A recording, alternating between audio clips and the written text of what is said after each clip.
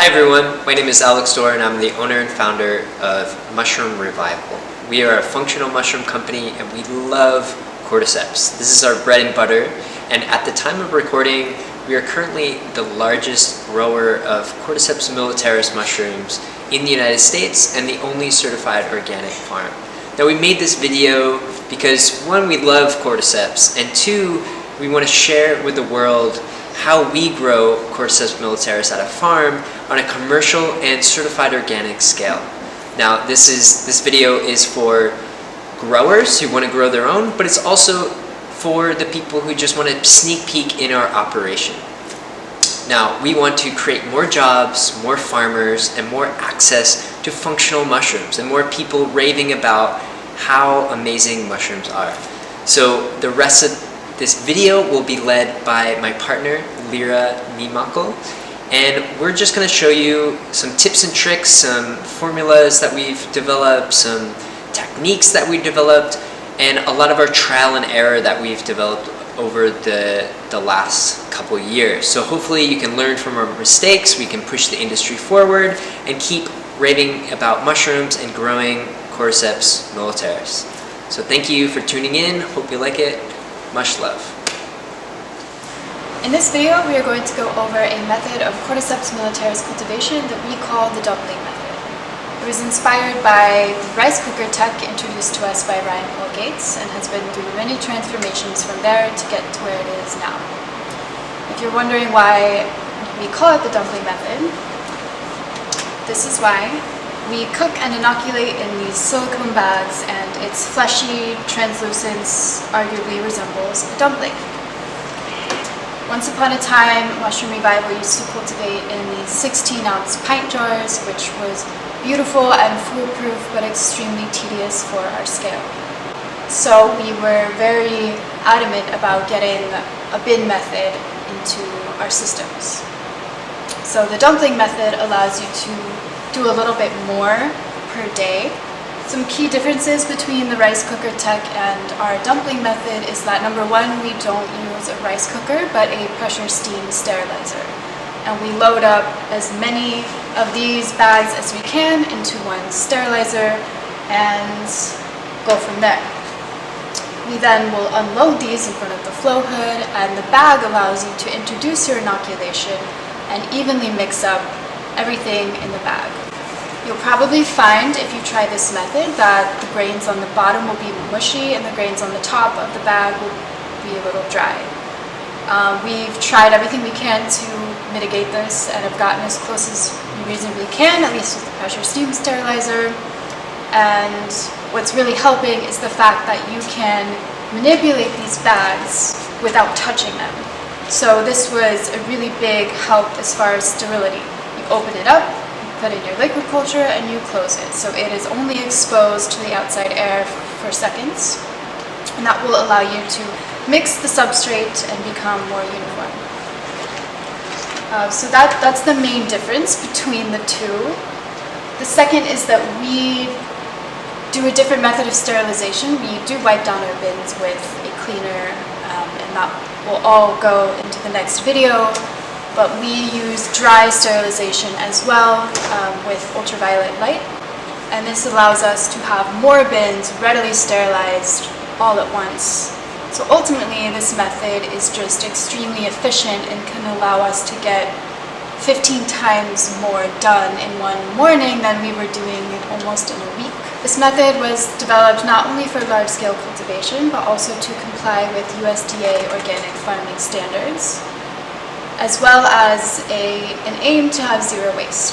Another challenge worth mentioning, and this goes for any Cordyceps cultivator, is the strain or the genetics. So if you're doing your own ascospore work, then you're probably more advanced and you know what to look for with these things. But if you're even doing your own spore work, you can't guarantee that you will get consistent or promising yields. So just make sure that you take your time before you bring any genetics into bulk cultivation, or before you decide to just work with one set of genetics. It is often smart to not put all of your eggs in one basket and be working with multiple different strains in case one of them sinensis or who knows what. If you are sourcing your genetics from another source. Just make sure that you're buying them from someone who knows what they're doing and from a source that's tried and true. We've done stuff from Wildcraft and had a lot of success with it, but we choose to purchase our strains from terrestrial fungi because Ryan Gates is a genius and has done all of the really tough science behind getting a promising strain. So that's what we do here at Mushroom Revival. There are definitely other great sources of Cordyceps militaris, but that is the one that we like to go with.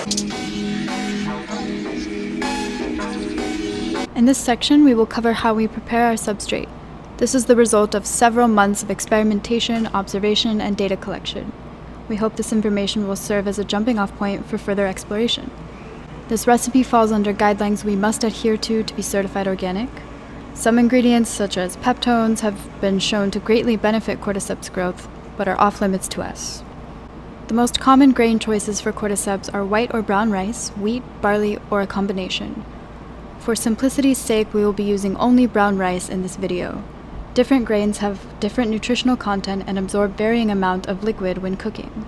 We have mainly experimented with rice and wheat and have found 3 parts brown rice and 1 part white wheat to be an ideal ratio.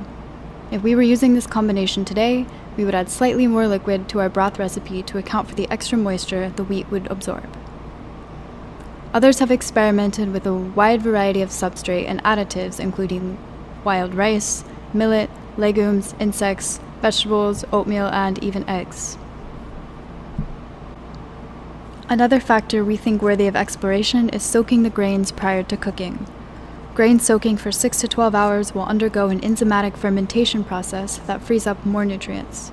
This is done for koji and other edible molds grown on grain, so it may well benefit Cordyceps. However, this would affect the amount of broth needed and the time required to cook, which we have not fully explored.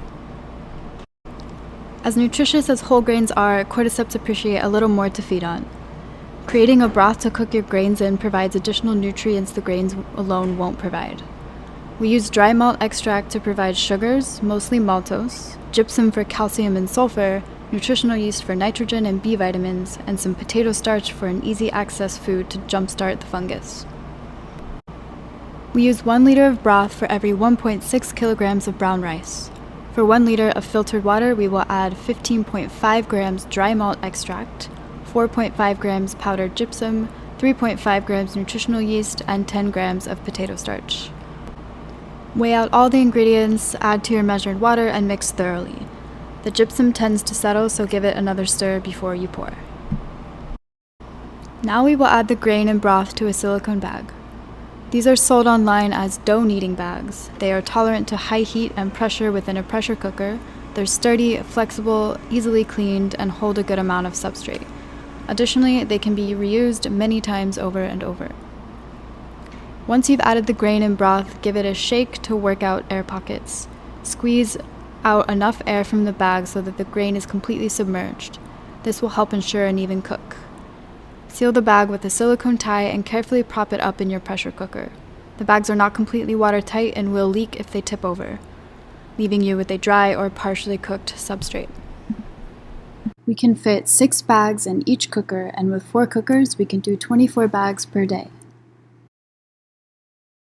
Seal the cooker and bring it up to a boil with the valve open. You should see some vapor spitting out from the valve. Then shut the valve and let the pressure build up to 20 psi. At this point, open the valve to quickly release pressure. This forces out any remaining air pockets within the substrate or the bags. Once pressure has dropped back to 0 psi, close the valve again and build pressure back up to 20 psi and hold it there for another 45 minutes. Then turn it off and allow it to cool. The cooker should only be opened in front of a flow hood or when you are ready to work with the substrate. Removing the bags and breaking them up will help them cool down faster, but will increase odds of contamination, so it's best to just allow them to cool down overnight.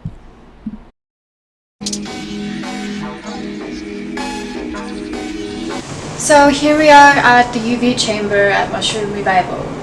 It's in our lab and we have it set up so that we can unload anything that we've put into the chamber directly in front of our flow hood to maintain that sterility as much as possible. It's a fairly simple setup. We have a pretty standard metal rolling rack with 4 bulbs suspended below 4 of the shelves. The chamber itself is made of polypropylene plastic, and we have brought that plastic all the way to the floor and to the ceiling and have taped it off to prevent any light leakage. The doors are zipper doors, and there was some light coming through the zippers, so we made these little flaps to prevent that. The reason being, germicidal UV light is harmful to your skin and your eyes, and ultimately you want to avoid exposure altogether. You can wear clothing and standard sunglasses to protect yourself, but the best thing to do would just be to set it up so that you aren't exposed at all. What we did for that was rig up a switch, an outlet with a switch right outside of the chamber door, so we can just reach down and turn it on and off as we need. So the distance between your objects and the bulbs matters, and this is something we took into consideration as we were building the cart. This was about the most comfortable space we could get. Ideally, you want the bulb to be as close to your object as possible. The farther away it is, the longer it will take to radiate the stuff and deactivate any living microbes. So we set this up to accommodate our biggest object, which was this bin, and be able to remove it comfortably without hitting the light bulb a lot. These are really high quality bulbs, but they are breakable, so that's definitely something to keep in mind. So these bulbs come from American Ultraviolet. They are expensive, but definitely a worthy investment if you plan on cultivating in this way. And they're a great company. They've been super helpful. They have super stellar customer service and have provided me with a lot of really helpful science for how long I should be radiating anything in here to kill off certain microbes. They actually gave me an equation for how long to keep the light on depending on how far away the item is. Like I talked about in the video before, we really liked this method because there was no dry time, and we can load up a lot of bins at once and they can all be sterile at the same time. So we can unload and inoculate pretty quickly, and this was a lot better than just wiping them down and setting them aside, because during that time things are still falling on the bins and there's really no way to make sure that it's as clean as it can possibly be moments before you introduce your substrate. So for that reason, we really liked the UV. It's also extremely effective. I've read a lot of science about it. I've done some studies here with Petri plates as well, and I was pretty happy with the results. So the UV light works like any other light, and if it's in the shadow of something and it's not getting directly radiated, you cannot guarantee that it's doing the work. So you do have to be strategic about the placement of your objects within the chamber. So for example, if I had this flap open here and then my spoon underneath it, I couldn't guarantee that the light is hitting the spoon if it were coming from directly above. We have lined the inside of our chamber with aluminum foil, so the ceilings, the walls, and a bit of the floors are lined with aluminum foil, and this is to reflect the UV back and hopefully blast any of those areas that we would have missed. There's some science saying that aluminum foil is the most reflective surface when it comes to UV light. So in the chamber I have 2 bins that we primarily work with. We have this Sterilite one, and these big boys are really nice. It helps cut down the labor a lot, but we do struggle the most with contamination with these. And it typically happens in the corners and along the edges of the bin. We also use these little bins called ECR for kids. It's just a bin that we found online, and we chose it because it doesn't have any of those undercuts, and we really appreciated this feature. With this bin, however, there are those things going on. So all of these little sections could potentially be a hiding spot for microbes. And this is why we do a preemptive wipe down beforehand, and we make sure to really get into the grooves. And even something like a scratch can be a living space for microbes or spores. So if you scratch your bin with a metal spoon or a knife, or even stainless steel, potentially even something like Scotch-Brite, you could be making micro valleys for these things to live and thrive. So I've seen enough contamination at this point that it's pretty safe to say, for us at least, that our main vector of contamination is these corners not being cleaned as thoroughly as they should be. If we do see contamination, it's hardly ever with these small bins, but with these big bins. If you want to experiment with UV before you commit, we bought this pretty basic germicidal UV light off of Amazon for $40, $50, and it works. We still use it today, in fact. We typically load up 4 shelves with our bins, and then we'll put the spoons on the bottom to get this shorter light. The lifespan is probably also shorter with that one, and ultimately it just isn't as effective. That would be my guess. These lights last for 2 years if you were to leave them on all the time, and we probably only use them 30 to 45 minutes per day that we are inoculating. If we're dealing with contamination or have reclaimed some bins that had contamination, we'll probably UV them for an hour. So it definitely varies, but with that in mind, these bulbs can last you for a very long time.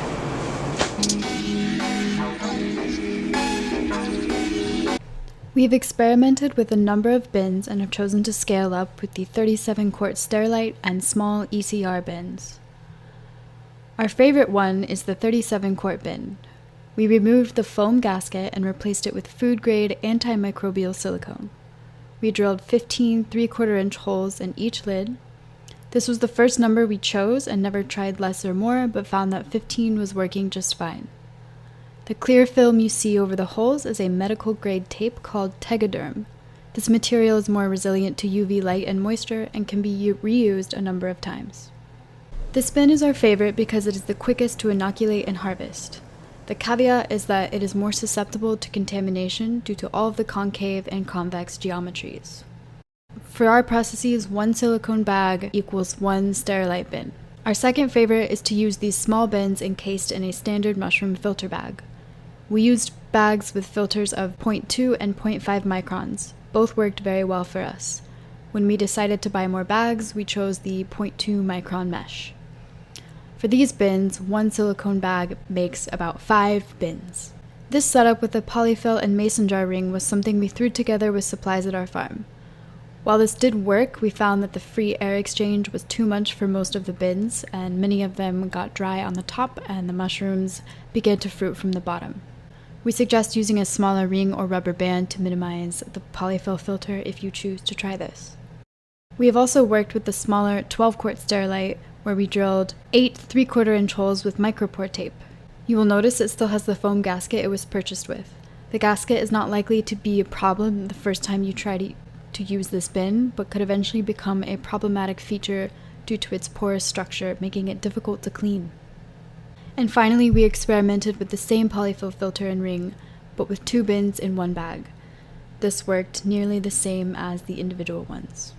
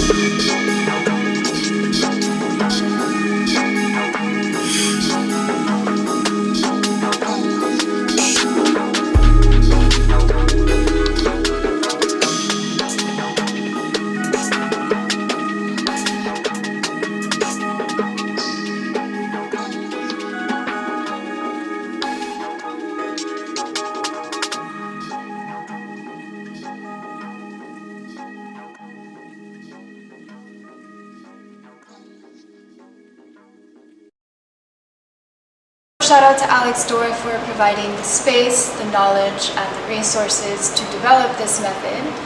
And shout out to Alan Callahan, my coworker, who really helped dial in the recipe and moisture levels for this video, as well as anybody involved in the Cordyceps militaris community who I've learned from, including William Padilla Brown and Ryan Paul Gates.